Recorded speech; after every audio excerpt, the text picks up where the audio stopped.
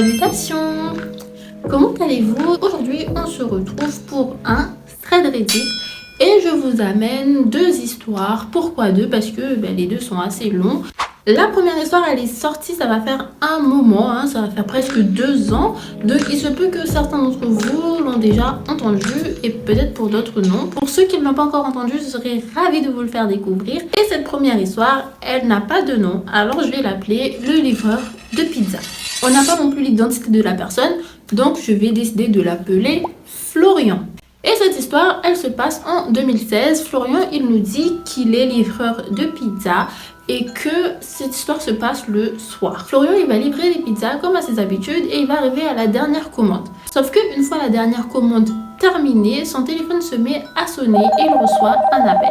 Cet appel, c'est quelqu'un qui l'appelle pour commander une pizza. Mais il y a quelque chose d'étrange avec cet appel, il y a quelque chose qui dérange Florian avec cet appel, c'est que la voix de la personne derrière le combiné était très grave. Un peu trop grave pour être celui d'un humain normal. Et Florian se dit que la personne derrière doit certainement utiliser une machine pour modifier les voix. Malgré ça, Florian, il est quelqu'un de très gentil, donc il décide quand même de prendre la commande. Et il va demander au cuisinier de le préparer. Et pendant que le cuisinier prépare, lui, il va aller sur son téléphone, il va aller sur Google Maps et il va chercher, il va géolocaliser l'endroit où on lui a demandé de se rendre. Et Florian nous dit qu'en regardant sur Google Maps, il est tombé sur une bâtisse assez macabre et assez vieux. Florian il se dit qu'il y a un bug, que ce n'est pas le bon endroit et que Google Maps s'est trompé. Là, entre-temps, le cuisinier il finit de préparer la pizza, donc Florian il le prend et il prend sa route direction l'endroit qui a été dit par la personne qui était au téléphone. Florian il décide d'appeler le client pour être sûr que le client veut vraiment sa commande, parce que vous savez quand on commande des choses, les personnes qui commandent finalement ils ne veulent plus de cette commande ou bien ils veulent changer, etc. Donc Florian il appelle pour être sûr que la personne veut toujours sa pizza. Et là Florian il se rend compte que cette voix qui lui répond au téléphone cette deuxième fois n'est pas pareil que celui de la première. Florian se dit que ça doit être un ado qui aime les blagues et qui faisait des blagues entre eux. Et il se dit c'est pas grave, il va quand même aller livrer la pizza. Arrivé devant les lieux, Florian se rend compte que c'est vraiment ce qu'il a vu sur Google Maps. Qu'il est vraiment devant une bâtisse macabre, sombre, délabrée, mais Florian n'en prend pas compte. Il se dit que c'est sans doute des jeunes ados qui viennent dans cet endroit pour se faire peur, se raconter des trucs qui font peur ou regarder des films d'horreur. Et ils ont décidé de commander une pizza par la même occasion. Et là Florian il attend, mais personne ne vient récupérer sa pizza. Donc il décide de prendre son téléphone et d'appeler la personne. La personne ne répond toujours pas. Florian il prend son courage à deux mains, il décide de pénétrer dans les lieux. Et Florian lui dit qu'il faisait absolument tout noir et la seule source de lumière venait d'une pièce voisine. Florian il s'avance par curiosité, il regarde, il cherche s'il y a des gens, parce qu'il y a quand même des gens qui ont commandé une pizza, donc il y a forcément quelqu'un qui se trouve là. Et du coup il décide d'avancer et de regarder en même temps.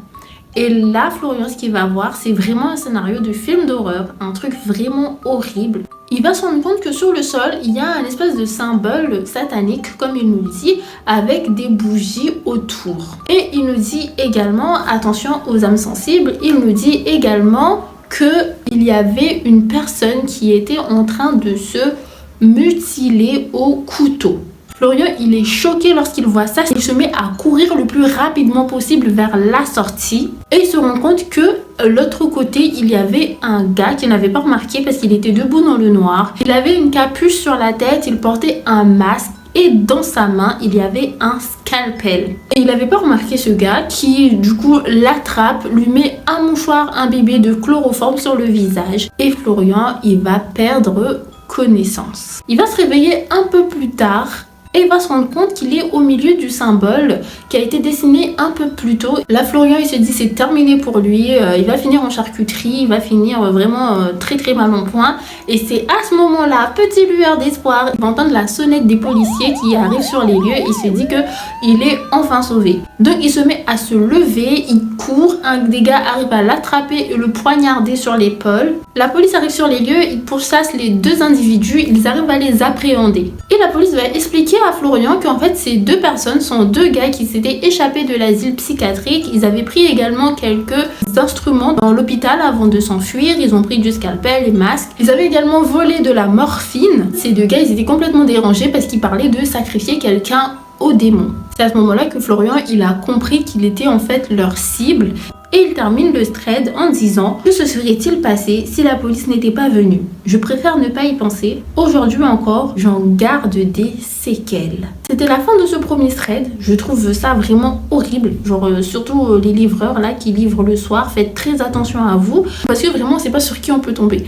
On va passer à la deuxième histoire. Cette deuxième histoire, elle fait beaucoup moins peur que la première, voire pas du tout. Cette histoire, elle n'a pas de nom, je vais l'appeler les deux individus. Et cette histoire, c'est celui de Elisa. Elle nous dit que ça s'est passé lorsqu'elle avait environ 17 ou 18 ans et à ce moment-là, elle habitait en région parisienne. Elisa, elle était toute seule à la maison. Sa mère et sa grande sœur étaient parties au supermarché qui se trouvait à 10 minutes à pied de chez elle.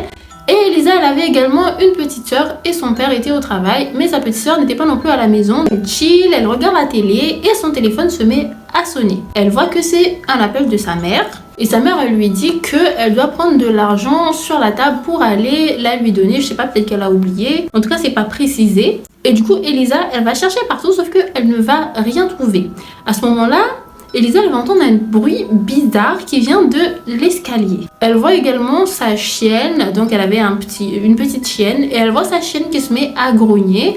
Elle fait pas un compte avec parce que son chien, enfin sa chienne, elle aime bien grogner un peu tout le temps, quoi. Surtout lorsque il y avait un voisin en fait qui était pas très bien dans sa tête et qui traînait dans les parages. Et à chaque fois que le voisin passait par là, la chienne, elle se mettait à grogner. Elisa, elle ajoute que, à part que cette personne n'était pas très bien dans sa tête, qu'il était bizarre, il était quand même très très gentil et ne montrait pas de signes de violence, ni de trucs qui pourraient porter à alerte. Elle me dit qu'il fallait simplement pas dénigrer Dieu devant lui parce que c'était une personne qui était très très croyante. Elisa, donc elle cherche l'argent que sa mère lui a dit de prendre. Du coup, Elisa, elle se met à chercher, mais elle ne trouve pas l'argent. C'est à ce moment-là qu'elle décide de prendre le téléphone et d'appeler de nouveau sa mère pour lui dire que elle ne trouve pas l'argent. Mais sa mère ne répond pas au téléphone, donc Elisa, elle prend ses chaussures, elle les met et elle décide de sortir pour aller voir sa mère en face à face pour lui dire que elle n'a pas trouvé l'argent. Elle ferme sa porte à clé, elle habitait au deuxième étage, elle descend les escaliers. Arrivée au premier étage, elle voit son voisin qui ramassait des sacs et elle entend également beaucoup de bruit. Elisa, elle est curieuse, elle descend et elle lui demande qu'est-ce qui se passe. En fait, le voisin raconte que la mère d'Elisa et sa sœur sont revenues à la maison après les courses, mais la mère d'Elisa, elle a remarqué qu'il y avait deux hommes bizarres qui étaient en train de les suivre pendant tout le trajet. Ils les avaient suivis jusqu'à ce qu'ils arrivaient devant l'immeuble. Du coup, la mère de Elisa, elle pense que ces deux hommes, ils allaient rejoindre des potes à eux qui habitaient dans l'immeuble. Et donc, quand elles sont entrées, elles lui ont tenu la porte afin qu'ils puissent entrer. La maman d'Elisa et sa sœur étaient en train de monter les escaliers et les deux hommes ont suivi. Et ce qu'ils ont fait, c'est qu'ils les ont directement attrapées chacune d'elles et les ont séparées. La mère d'Elisa explique que, en fait, l'un des deux individus était complètement saoul et l'autre était sobre. Et du coup, un des individus, celui qui était sobre, a essayé d'attraper le sac à main de la mère d'Elisa. Ils étaient au premier étage et comme le voisin d'Elisa, c'était un policier, en entendant le bruit, il est sorti de son immeuble et il est venu en trombe pour aider la mère d'Elisa et sa sœur qui se faisaient agresser dans le premier étage. Mais les deux individus ont arrivé à s'enfuir. Lorsque le père d'Elisa rentre à la maison, la mère d'Elisa lui raconte ce qui s'était passé et quelques temps plus tard, la police va appréhender les deux hommes et Elisa va apprendre que ils avaient fait la même chose à une vieille dame et à son petit-fils de 8 ans. Ils ont suivi cette vieille dame, ils l'ont agressée pour lui voler son sac et malheureusement la dame, elle est tombée des escaliers et elle était gravement blessée.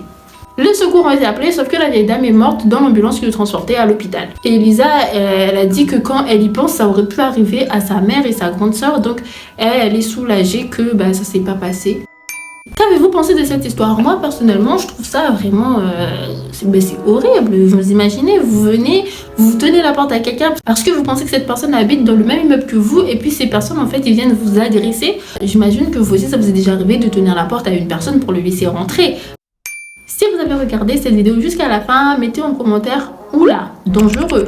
N'oubliez pas de liker, de vous abonner à la chaîne et d'activer la cloche de notification pour ne pas rater mes prochaines vidéos.